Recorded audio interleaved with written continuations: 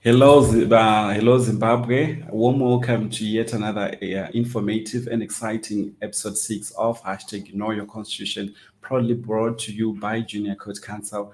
And my name is Leon Tinashe and I'll be your host today. So today we'll be looking at one of the most interesting section of the Constitution, Amendment number 20, which is political rights in Section 67. So today I'm joined by the outgoing ZEUSA president and also UZ law student, George Chagwesha, who will be helping me to unpack Section 67 of the Constitution. So, Mr. George Chagwesha, warm welcome to yet another exciting episode of hashtag Know Your Constitution.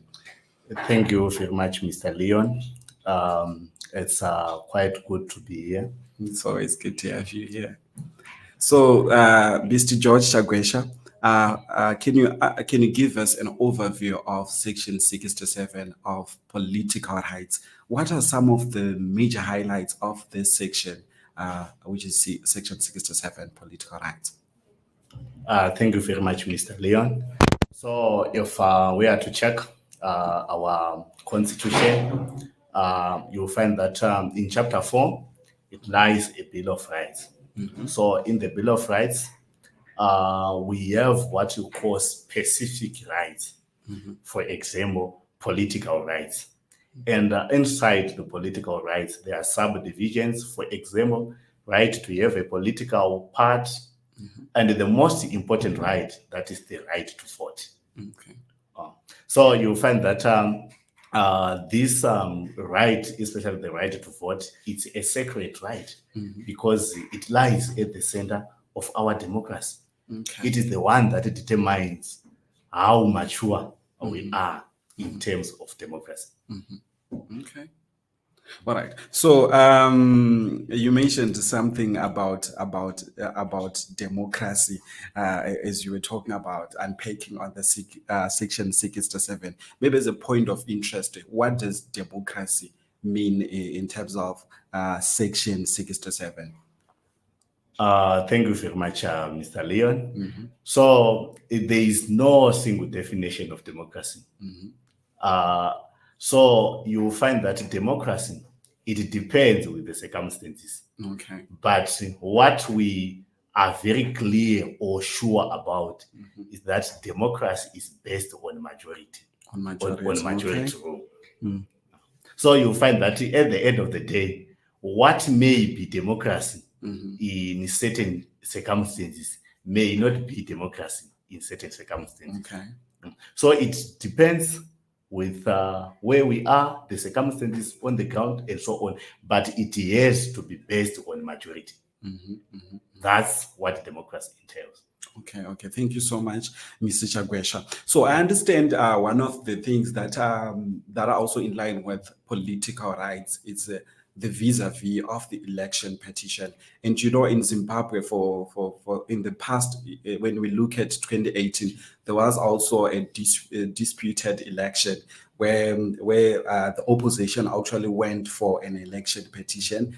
And this time again, there was also, almost like a petition of in regards to an election, almost similar to, I think it was a dispute over the election as well. So what's the vis-a-vis in terms of the election petition? You'll find that we have the right to vote. Exactly. And at the center of an election lies the right to vote. So we are going for an election to exercise our constitutional right to vote. So you'll find that now we have an election petition. We are disputing the election. And this is not an ordinary case before the judiciary.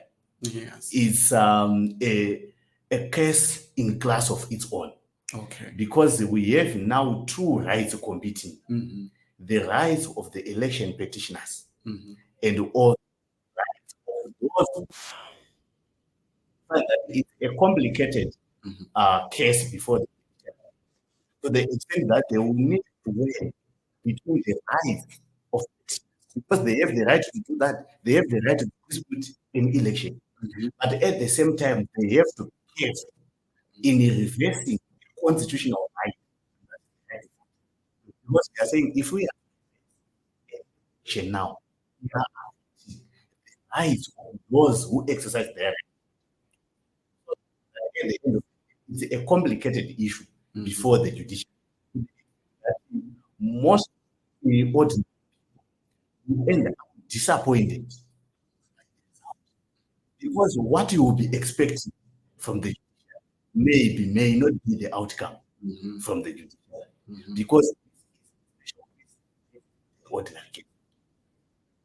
Then, Mr. Shagbeta, look at it closely. Argument that either way, it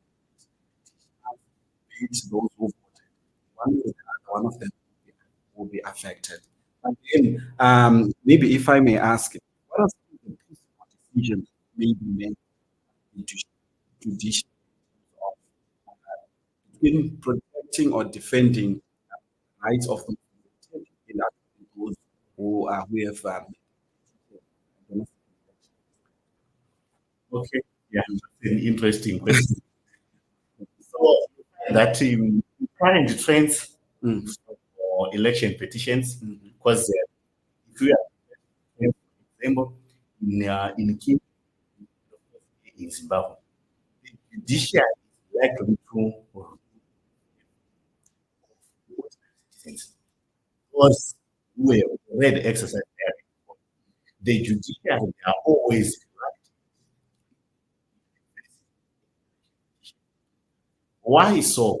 You find that because this is special case, the judiciary will need now to improvise a special test okay. because we cannot just reverse an election petition. We will need justifying grounds to reverse an election petition. And you will find that from the Kenyan case, you will find that what they simply did was to improvise a test, and the test was based on the election principles. Okay. What are the election principles? For example, here in Zimbabwe, we have Section 155 of the Constitution. It provides for election principles. That in each and every election, if it is to be an election in Zimbabwe, it has to be guided by those principles. So if an election falls short of those principles, it is a justifiable reason to reverse the election. If it falls, because they are always reluctant in just reversing the election petition based on just reversing an election based on technicalities. Okay, but why is that so? Because I understand that if for any democratic country, there has to be the respect of the rule of law. There has to be respect of the constitution. And in this case, like if you mentioned something which is of interest, that the judiciary is always reluctant to reverse the election, whereas under normal circumstances, if the election is said to be fall short of some of the election standards, there has to be something that has to be done. But maybe let me bring you back to the report that was published by SADC in terms of the election of Zimbabwe of 2023. The SADC published that the election of 2023 in Zimbabwe falls short of some of the SADC standards in terms of the election. What's your take in that? Because I understand that the judiciary has also a role in terms of dealing with that scenario. Okay, so you find that with regard to the SADC report, the SADC highlighted that the election falls short of what is required and what is expected for an election. So now the question is on the issue of our remedy. What is the remedy? Yes, they did highlight that it falls short. Then what is the next step? The next step is to go back to the judiciary again. So we cannot exclude the judiciary from this process. Okay. So you'll find that we are going back to the judiciary, and the judiciary now they will improvise those tests, which I have mentioned earlier. Because these are special circumstances. These are special cases. They cannot just reverse an election. They will need a sort of a justifying reason, because we have rights protected by the Constitution. We have the right to vote, which is protected by the Constitution. We have also the right to go for an election, which is also protected by the Constitution. So they will need to balance between these two rights, and come up with a proper decision. And then, Mr. Shagwesha, maybe if I can ask again this question, does the judiciary only works if someone has made a petition, or they are supposed to just say, okay, this was published by the SADC, and indeed the election has fallen short of some of the standards? So can they intervene without anyone else making a petition, or they should just wait for someone to challenge the election so that they can proceed in terms of their decision? The judiciary only comes into play when there is a dispute. Okay. If we are quiet, if we do not approach the judiciary, the judiciary will not act. Because no one has met. And the presumption is that we are satisfied up and until you approach the judiciary. And the judiciary will then make a ruling. Okay.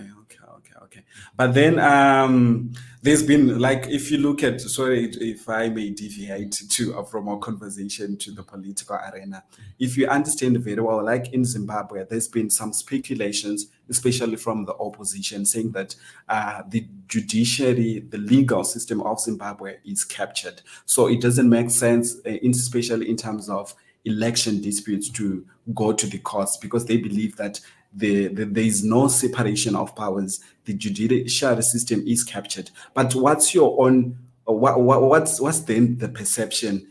What's your own perception in terms of that? The judiciary, is it captured or is actually independent when it deals with these issues? Thank you very much. It's an interesting question. Okay. So if we are to check.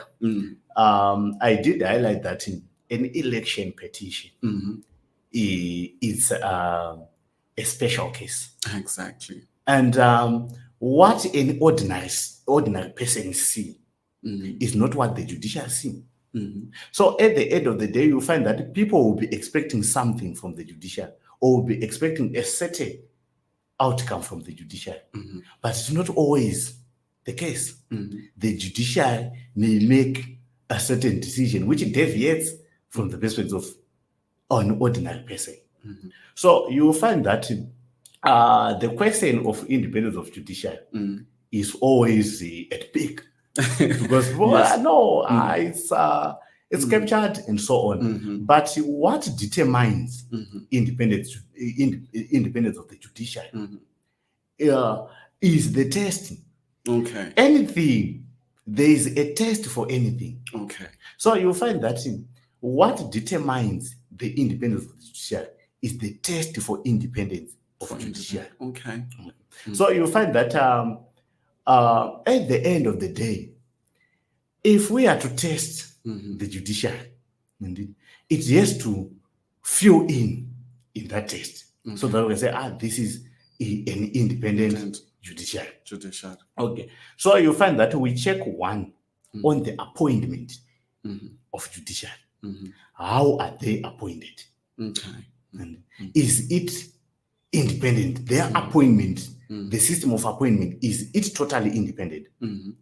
So you find that if we are to check here in Zimbabwe, the appointment is now falling short because of the new amendment. Okay. The new amendment which made it, I think the tenure is now 1 year for senior judges, and it is renewed per year.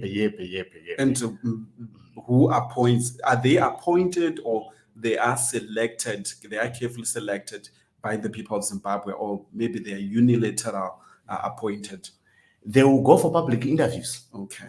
After going for public interviews, then our constitution, it says it is the president of Zimbabwe himself who then picks those from the public interviews. The interviews are public, but the president is the one who appoint. So the purpose of public interviews is to just select but the appointment authority lies with the president.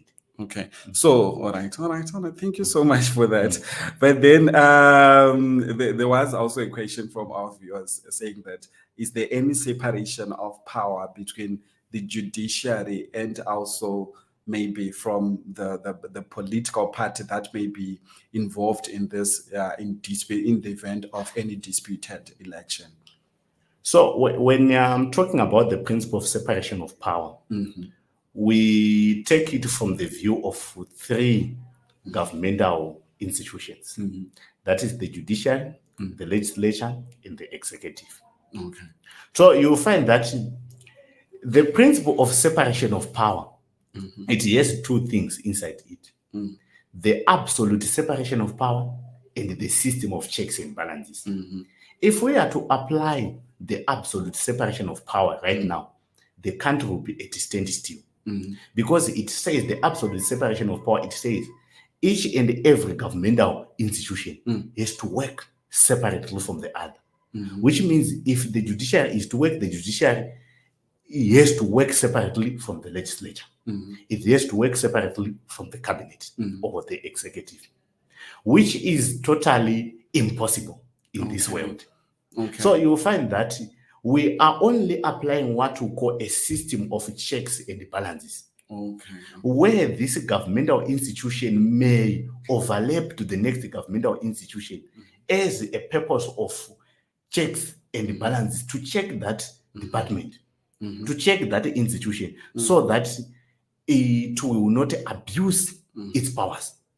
So you find that the judiciary, in as much as they are supposed to be independent, but because of the system of checks and balances, we cannot separate them from the executive. And of course, the executive is a political party.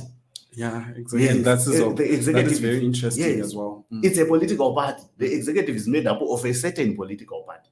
So we cannot totally separate these systems. They will need each other for a proper functioning of the governmental system. Okay. So thank you so much, Mr. Chagwesha. But then we'll take the one last question, which is also what are some of the possible recently there've been in the social media, there's been an outcry in terms of the Tshabangu issue where there are many recalls. And today we are discussing Section 67, which also talks about the political rights. And we believe that these people that have been recalled, some people of Zimbabwe actually voted for them as stipulated in the political rights. But now we have a situation whereby they are also being recalled. So what are some of the possible decisions that are likely to be made by the judiciary in terms of these recalls, and what will they be looking at exactly in terms of coming up with the ruling in terms of these recalls? It's a topical issue.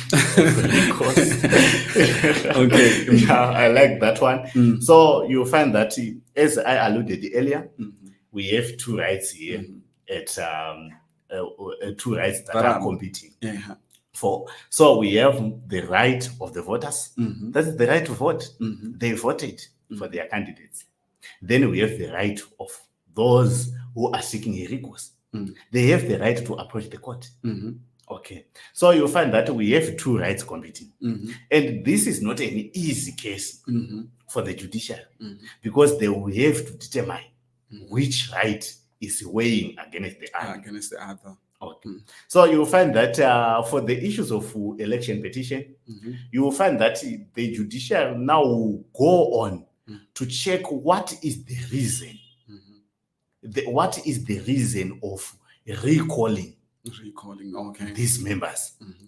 What is the reason behind the recalling of these members? So you find that, for example, in the Tshabangu case, you find that the main reason for recalling was that these members, they were believing that they ceased to be members of a certain political party because of all those challenges inside their political party.